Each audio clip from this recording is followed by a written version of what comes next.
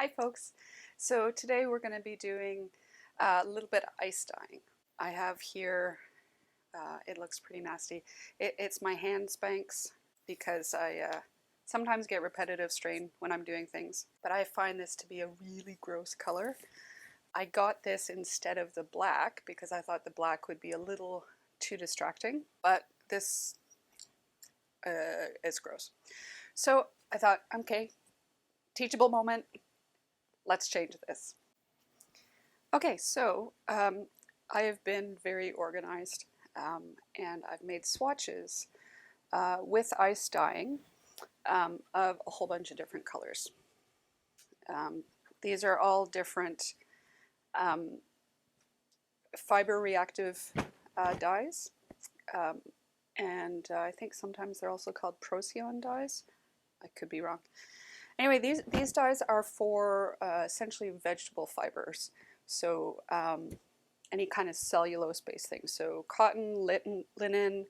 I'm not sure if nylon takes this dye better or if it takes the acid dyes, which are for animal fibers.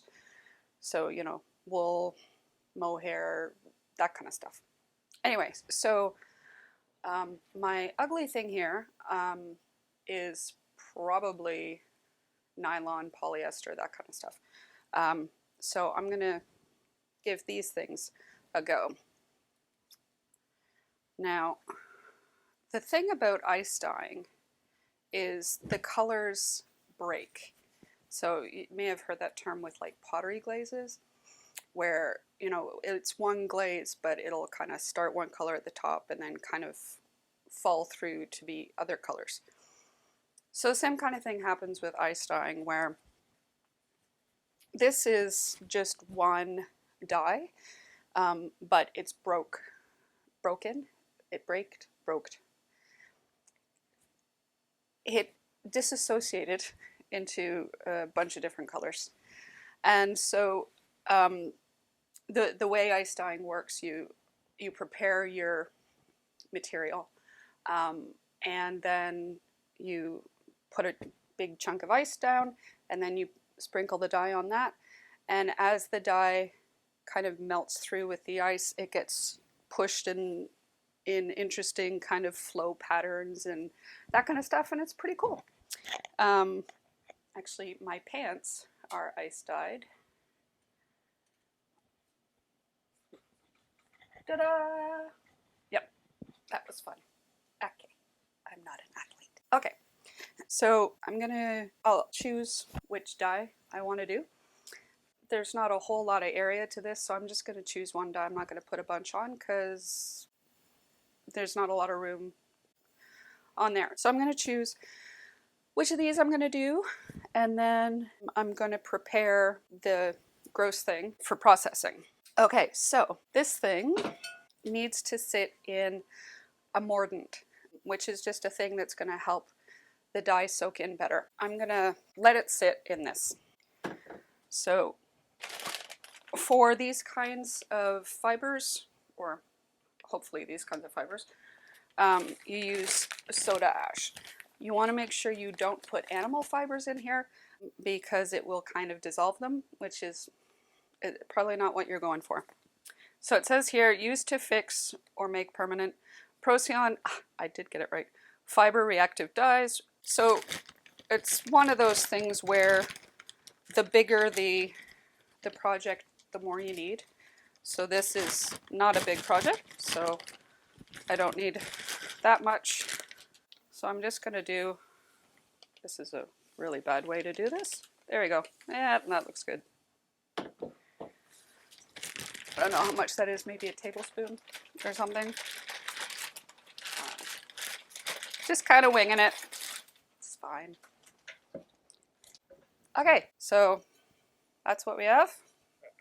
I'm just going to put some water in there, like that. It's just enough to, for sure, soak this.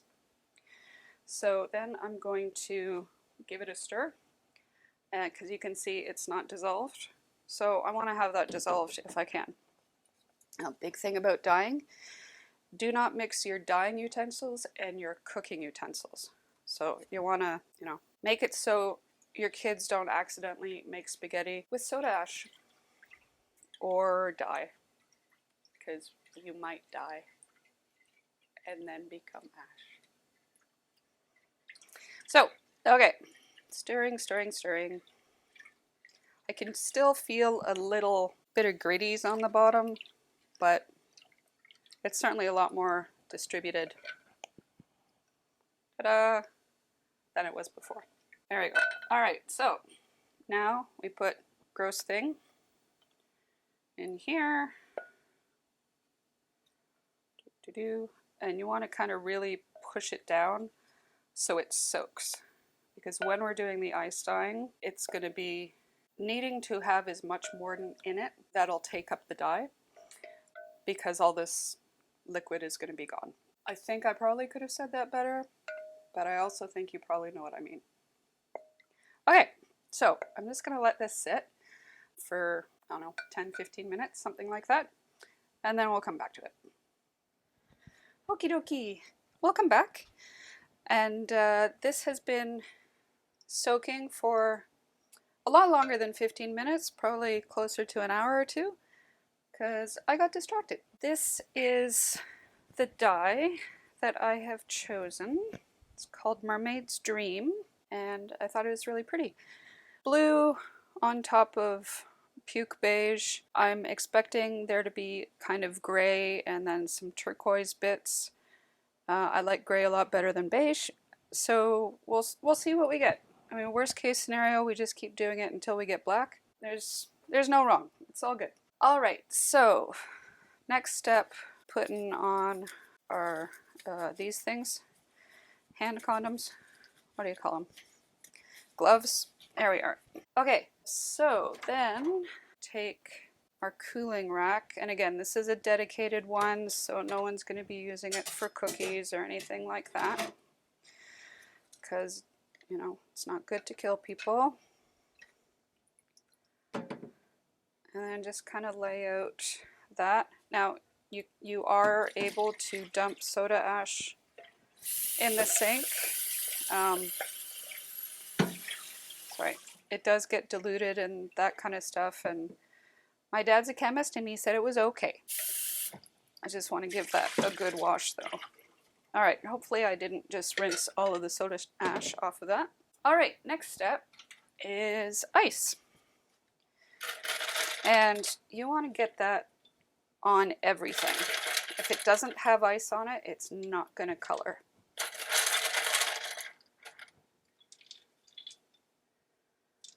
And this part can be kind of annoying,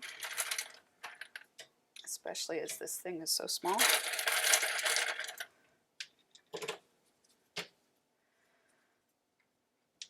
Oh, for Pete's sake. Ah!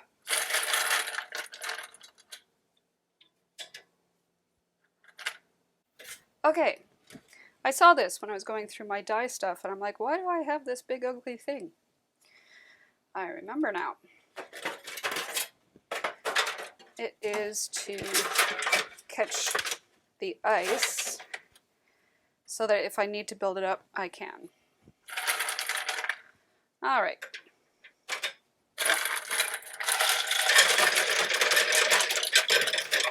Wow, that's loud.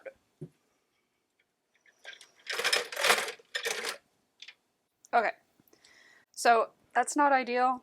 I would have preferred to not see any of that gross beige, but I tried. Okay, so here's the dye. Don't breathe it in.